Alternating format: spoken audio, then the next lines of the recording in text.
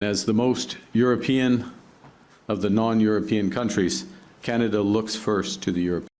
Or, God forbid, the third option, the hidden option, which is leave countries alone. Disrupt America to like fuck. Weird thing to happen. Prime Minister Mark Carney is currently touring Europe right now. He's in Brussels for some commitment right now, some committee with the European nations. He's trying to basically secure a stronger trade deal with them in order to stick it to the United States and to do with elbows up. It just seems ridiculous given the fact that the whole elbows up thing, the whole elaborate scheme was nothing more than a scheme to get him elected. And now we're seeing his true colors out in the open. But more importantly, this news broke from Western Standard saying that Canada is committing and signing landmark EU defense pact, joins $237 billion arms procurement fund. $237 billion. Wonder where that's going to come from. Wonder how we got that sort of money. Did we win the lottery? Did Canada get the winning 649 tickets? Even the lottery doesn't have that much winnings. Come on. $237 billion. Boy, must be nice when you have unlimited resources and no budget to report this mess. It says Prime Minister Mark Carney on Monday at an EU-Canada summit in Brussels formally signed a historic security and defense pact between Canada and the European Union.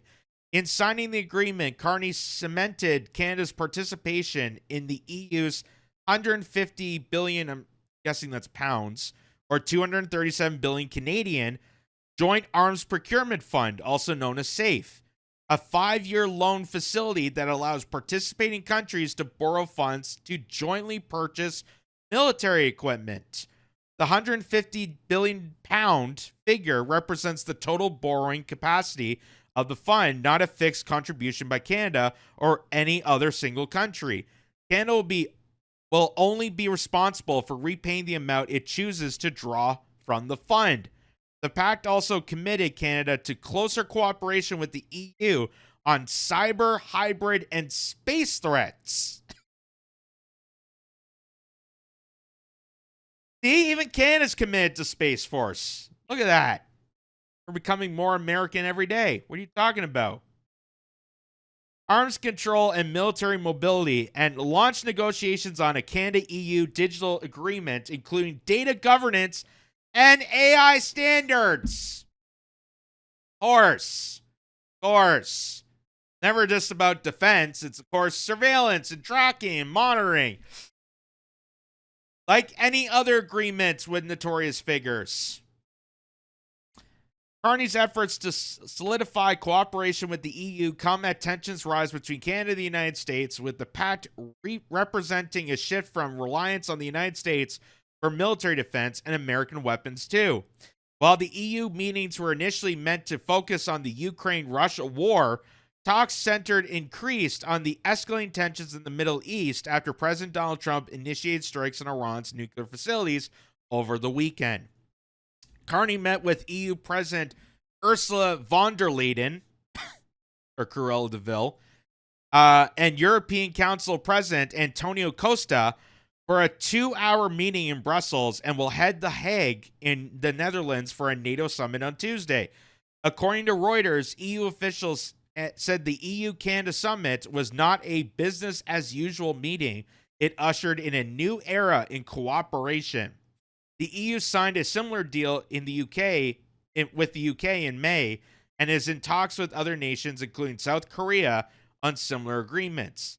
This is a comprehensive framework as we can offer a third country, said an EU official, according to the Financial Times. The pact would open up new avenues for joint work on crisis management, military mobility, maritime security, cyber and hybrid threats, and defense industrial cooperation. And Canada and the EU would collaborate on support with Ukraine, international peace and crisis management, counterterrorism, arms control, non-proliferation, disarmament, and space security, they said. Carney at the NATO summit in The Hague is expected to join other leaders in committing to raise defense spending targets from 2 to 5%, a goal Canada failed to meet under former Prime Minister Justin Trudeau. Carney earlier promised to meet the 2% target by the end of 2025, up from 1.45% in 2024. He said Canada was too reliant on the United States for defense, stating that 80% of the weapons budget is spent on U.S. weapons. Meanwhile, the EU says it wants to buy more liquefied natural gas and critical raw minerals from Canada, thereby reducing its reliance on the U.S. and China.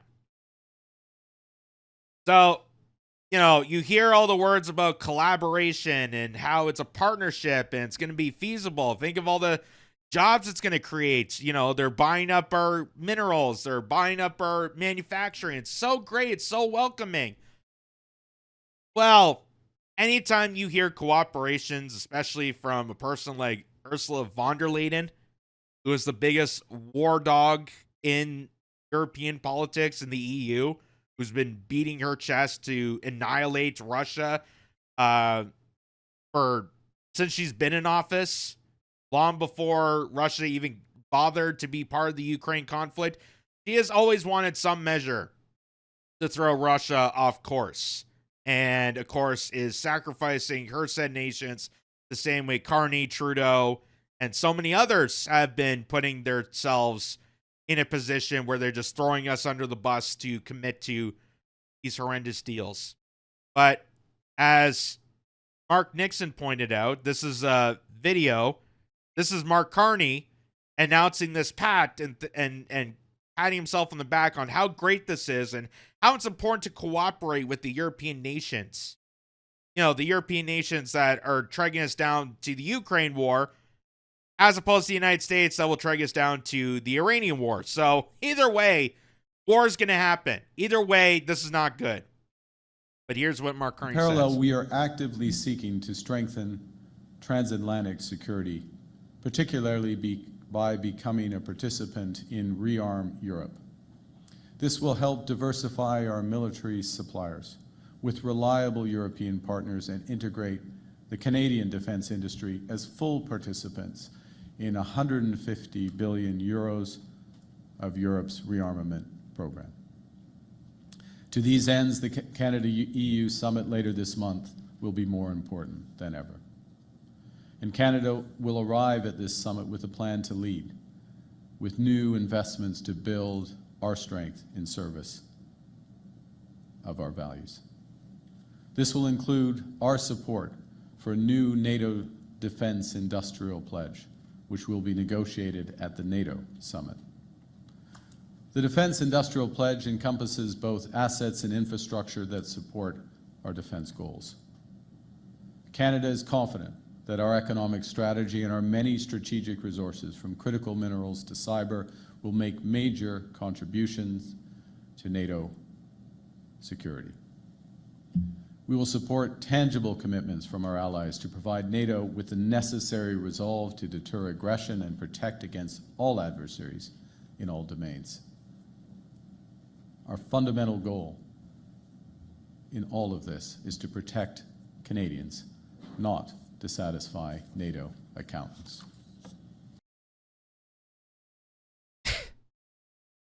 So this transatlantic partnership, it's going to be so great. We're going to be tackling things like space threats and, pre-crime initiatives. It's going to be like Minority Report.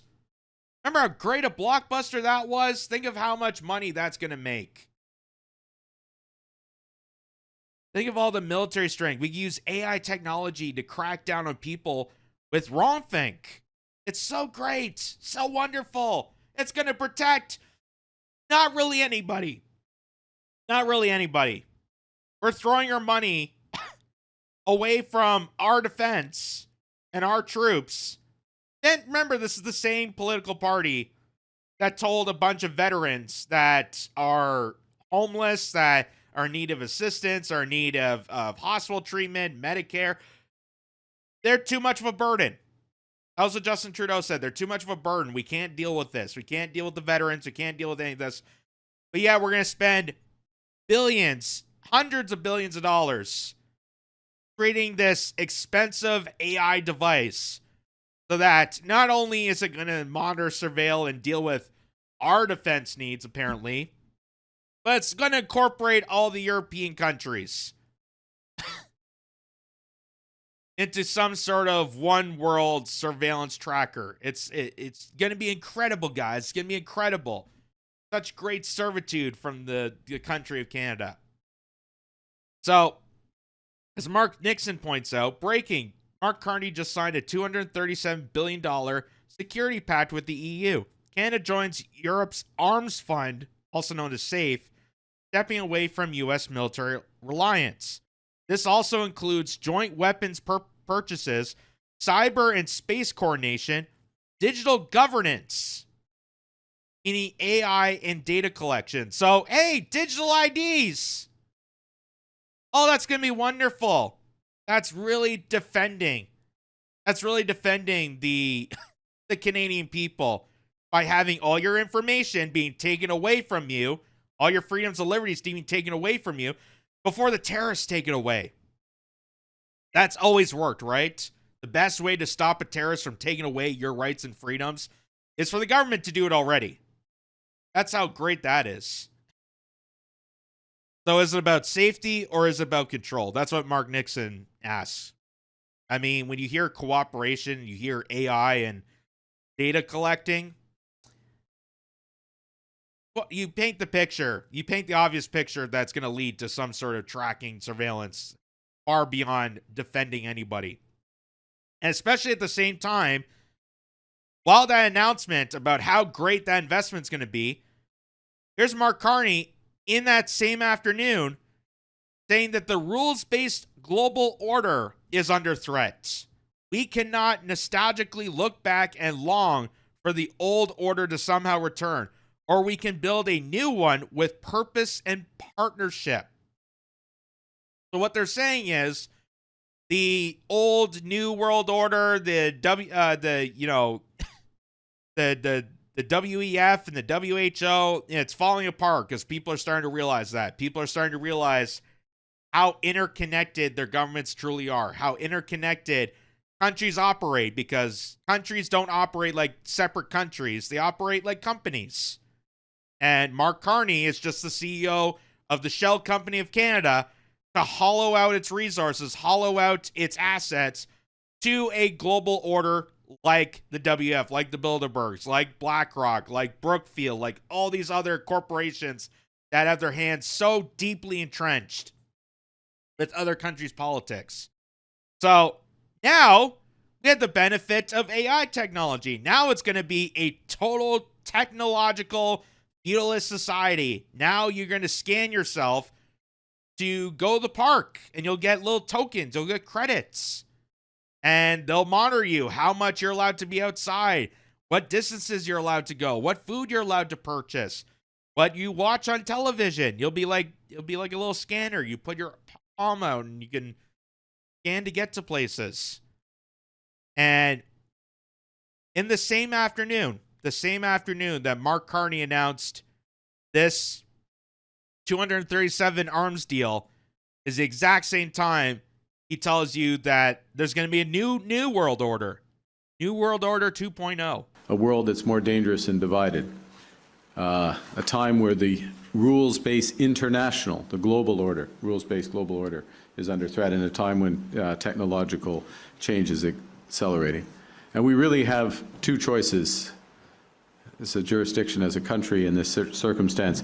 We can nostalgically look back and long for the old order to somehow return, or we can build a new one with purpose and partnership. And as the most European of the non-European countries, Canada looks first to the European. Or, God forbid, the third option, the hidden option, which is leave countries alone. Countries are like people. They just want to be left alone. They don't want to be interfered by some higher power, torturing them, scolding them, telling them this is how they have to operate, this is how they have to do this, because otherwise they won't be part of the group, they won't be part of the gang. Let Canadians decide the fate of Canada. Let Americans decide the fate of America.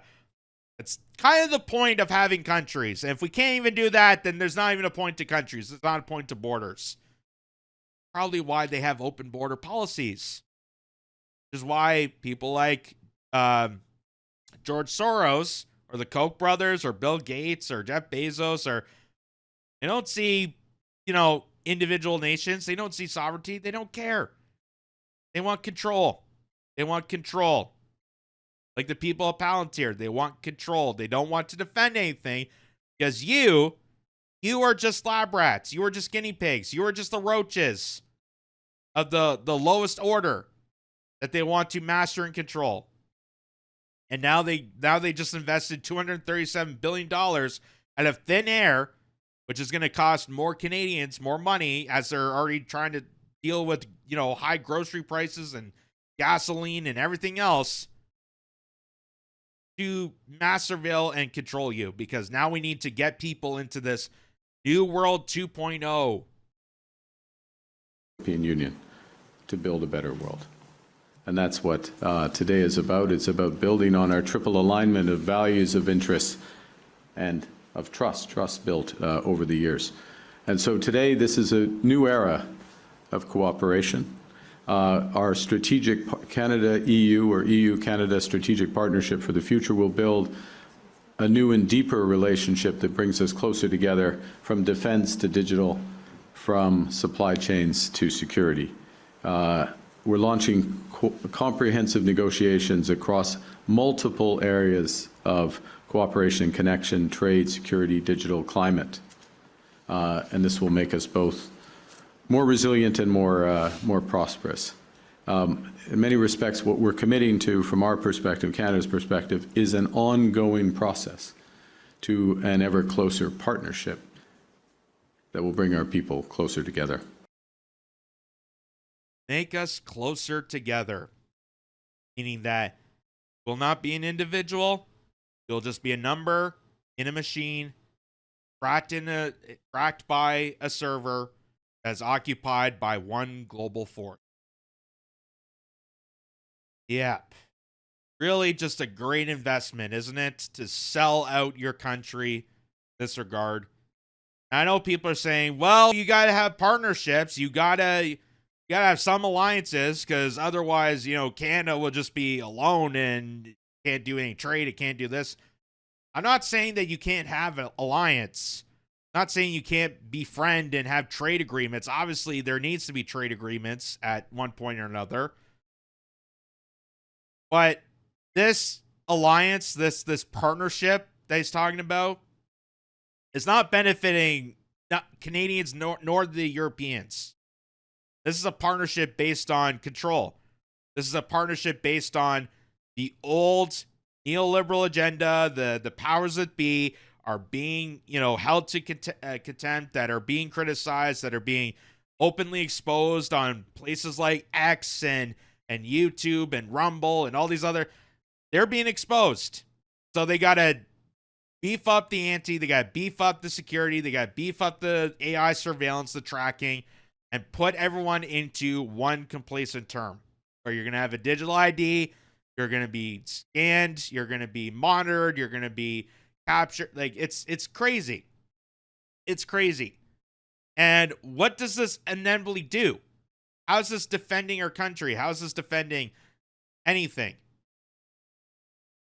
I mean, all they mention in defense is for the need of military equipment is, we can help more of Ukraine. Does that defend our borders? Does it defend anything within Canada? I've always argued, hey, if you want to defend the country and, have a good military, then invest in our military and bring the troops back home so they can actually defend our country. They can defend the borders. They can crack down on illegal drug trade that's happening right now. They can crack down on human trafficking, smuggling in from BC and Halifax ports. They can be doing that right now. And that would actually be defending something. That would be beneficial for the troops. They wouldn't be in harm's way. You would have better security.